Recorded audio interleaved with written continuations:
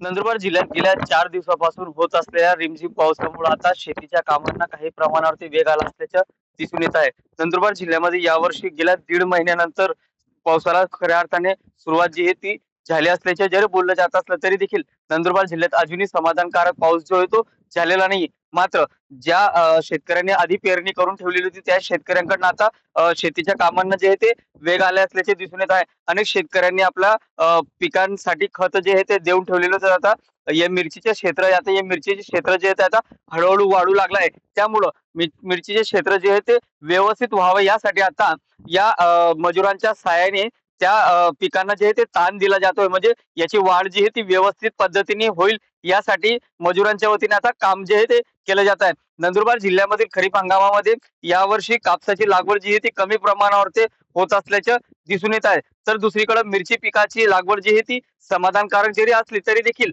अनेक शेतकऱ्यांनी अजूनही पाहिजे तशा पद्धतीने पेरण्या ज्या आहेत त्या केलेल्या नाहीयेत. मात्र ज्या शेतकऱ्यांकडे पाण्याची उपलब्धता होती त्या शेतकऱ्यांकडनं सुरुवातीलाच लागवड जी आहे ती करण्यात आली होती. परंतु पावसाने दडी मारल्यामुळे याचा परिणाम जो आहे तो या पिकांवरती होत होता. मात्र गेल्या 4 दिवसापासून होत असलेला रिमझिम पावसामुळे पिकांना काहीसा दिलासा जो आहे तो मिळालेला असल्यामुळं शेतकऱ्यांकडनं आता मजुराच्या सहाय्याने शेतीच्या कामांना वेग जो आहे तो आला असल्याचं दिसून येत आहे. त्यामुळं नंदुरबार जिल्ह्यात पुन्हा एकदा समाधानकारक पावसाला सुरुवात व्हावी अशी काहीशी अपेक्षा जी आहे ती नंदुरबारकर आणि शेतकरी करू लागले आहेत.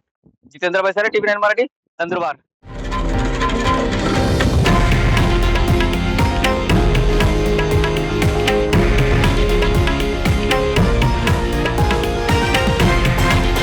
हे आहे देशातील नंबर 1 न्यूज नेटवर्क आणि आपण पाहत आहात टीव्ही 9 मराठी, एकमेव.